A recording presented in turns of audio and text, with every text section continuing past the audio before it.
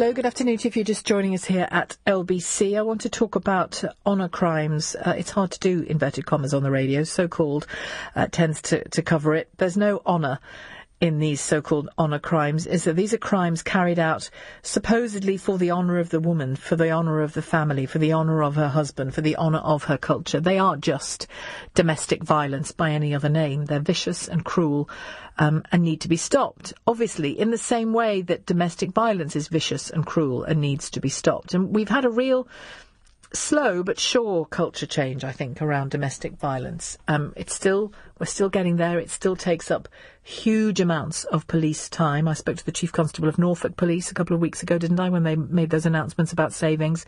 And he said that the biggest thing that consumes their time is domestic violence of all sorts. So that tells you how big the problem is. And my guess is that will be reflected in every police force in the country. If it's not the biggest crime that they investigate, it's probably one of the biggest. And I think the picture around honour crimes seems to show a similar trajectory to domestic violence and attitudes to domestic violence crimes. But the attitudes to honour crimes are still some way back in comparison. The police have been accused by a leading charity of failing victims of honour crimes. Just 5% of reported cases are referred to the Crown Prosecution Service. The number of cases of honour-based violence, which includes forced marriage, FGM, for example, female genital mutilation, reported to the police has increased by 53%, so well over half, in the last 2-3 years. These are figures from a Freedom of Information request. But despite that significant rise, the number of cases referred for prosecution is very low. And the question why has to be asked of this. If you have any personal experience, either against you or around you, of a so-called honour crime, for a police officer who's dealt with it, a social worker who's dealt with it, a teacher who's perhaps dealt with it, because one of the crimes being committed is young girls being taken out of school in Britain, falling off the school roll to be sent abroad to be married in Pakistan or elsewhere. So this isn't something that only affects a pocket of society. Whoever it's happening to, it seeps into all aspects of our society, whether you necessarily see it or not.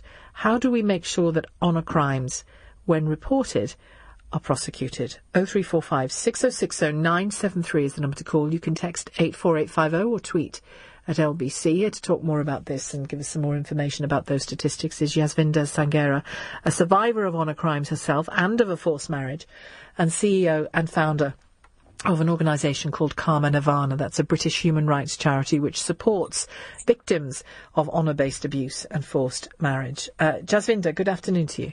Good afternoon. Do you have concerns over the level of not just reporting but of prosecution of these crimes?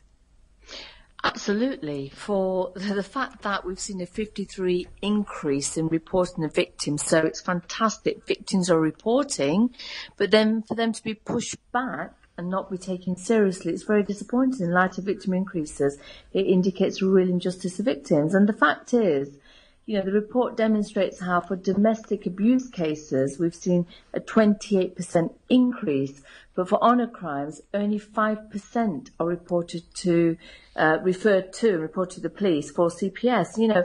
Why is it that when we think about this sort of abuse, we're always a poor relation into how we think about domestic abuse? How does it differ? I mean, clearly, there will be different types of domestic abuse, but this is domestic violence, isn't it? Because it's family violence. I always say, if anybody wants to say to me it's the same as domestic abuse, I will challenge you, because in experience it differs considerably because, first and foremost, the victim will always have multiple perpetrators. They're your nearest and dearest within the family network. The place where you're meant to be safest is not the safest place. So they can have up to 5 to 15 perpetrators, not only in the UK, but also abroad. And also, what you have to remember about our victim is that very often, where a family sees they have shamed the family, dishonoured the family, or even if they perceive they could shame the family, they know they're at risk. So yes, we use the term so-called honour crimes, honour killings, but what we have to remember is the perpetrators don't see a victim They see somebody who's capable of dishonouring the family. Therefore, they're going to have a meeting of minds. They collude, they coordinate themselves to have a conversation about how they're going to deal with our victim.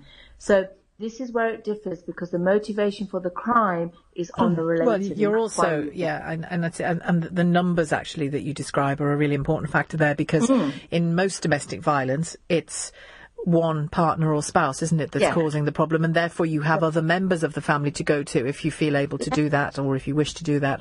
But do you think that police need educating in the way that they themselves would say now that they needed educating about domestic violence?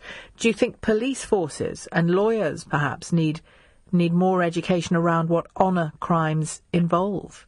Well, anybody would say there's an absolute need for education. They need to raise awareness and equip police officers with regards to this complex area of crime, which is serious and organised.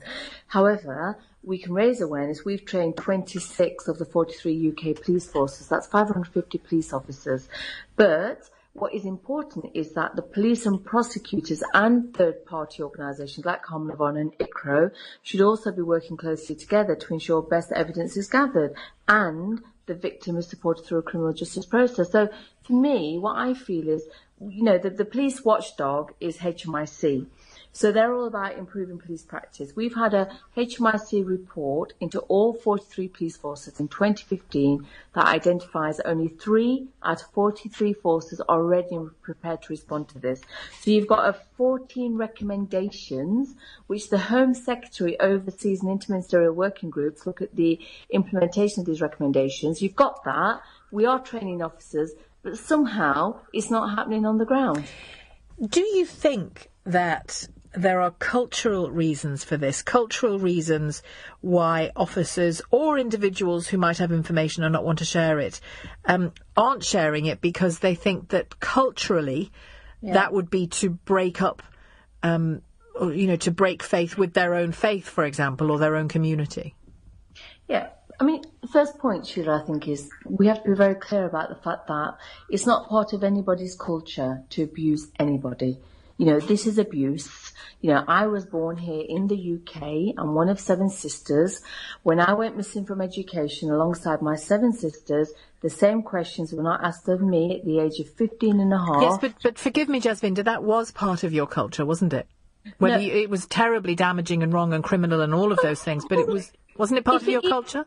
Well, if culturally my parents thought that was acceptable, safeguarding doesn't look at culture. Safeguarding is safeguarding. So child and public protection should apply to everybody in this country, regardless of what culture they're from. I agree. I agree but that goes right back to my question of, if girls fall off the school roll, for example, and I know this happened and probably is still happening, sure. and teachers didn't ask the necessary safeguarding questions because of the family's background and culture. Mistaken, but perhaps an understandable mistake that still needs to be cracked wide open. Then it is a cultural reason why it's not being solved, isn't it? It's a cultural reason why it exists, and it's a cultural reason why it's not being solved.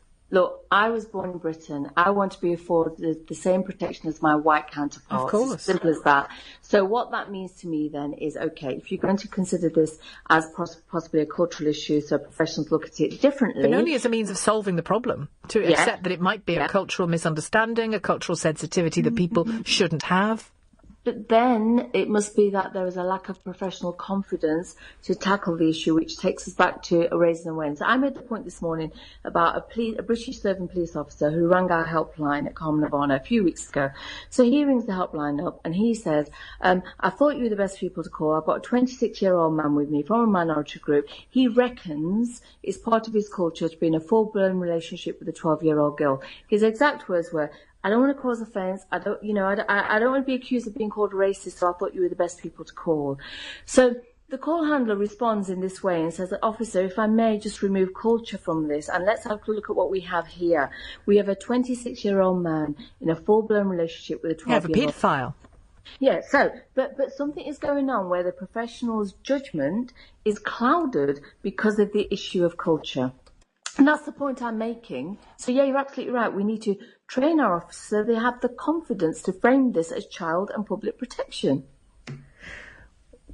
What are the sources of these crimes? What is the story that you were told when you were forced into a marriage? Well, in all honesty, Sheila, there wasn't even a story. By the age of 8, the conditioning had already started. You can call it grooming. So by the time the age of 8, I understood the rules of engagement within my family dynamic. My parents were Indian, they were Sikh.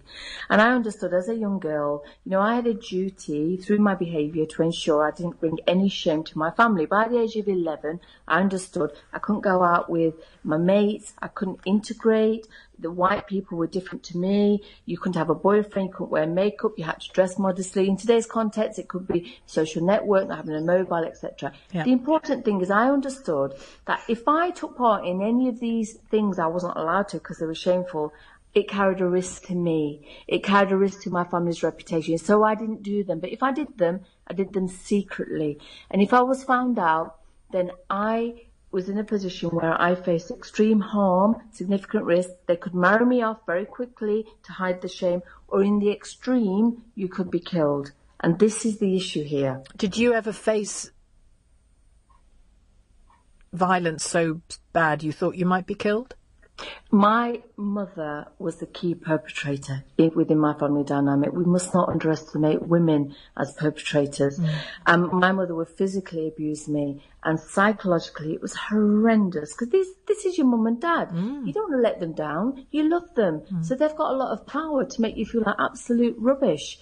But the physical abuse was horrendous. And when they took me out of education at the age of 15 and a half and locked me in a room, I became invisible to the school system. I was waiting for somebody to ask where I was. But they didn't, because the attitude was, we don't want to rock the multicultural boat. We don't want to offend communities. So nobody asked.